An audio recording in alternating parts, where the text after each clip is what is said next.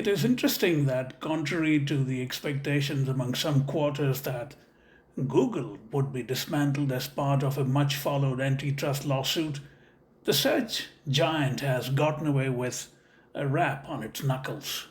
In a ruling that substantially went against the government's efforts to compel Google to sell off its enormously profitable search engine Chrome, Judge Amit P. Mehta of the U.S. District Court for the District of Columbia yesterday ruled that Google must hand over search results and data to rival companies. He seemed to be caveating even that by saying that the search results and data be handed over to, in quotes, qualified competitors, which narrows the field for Google even more in terms of its penalty.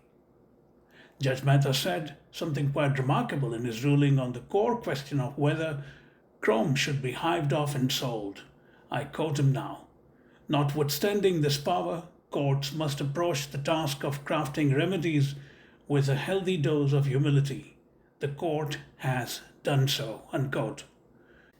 Rather than entirely banning them, Mehta put restrictions on payments by Google to have Chrome being placed in prime positions in web browsers and on smartphones.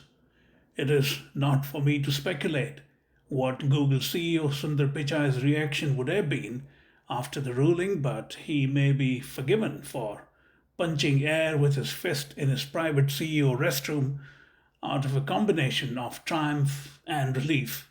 It remains to be seen whether the ruling significantly diminishes or even diminishes at all Google's monopolistic impulses.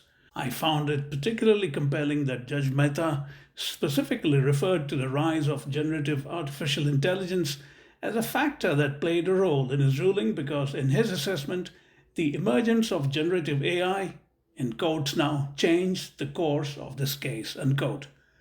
Google has already embedded its AI into its search engine. Many of you would have noticed that when you ask a question of Chrome, the top answers are via its generative AI. Of course, there will be concerns at Google over privacy and data sharing, but at this stage of the internet era, I think it's fair to say that privacy is long dead.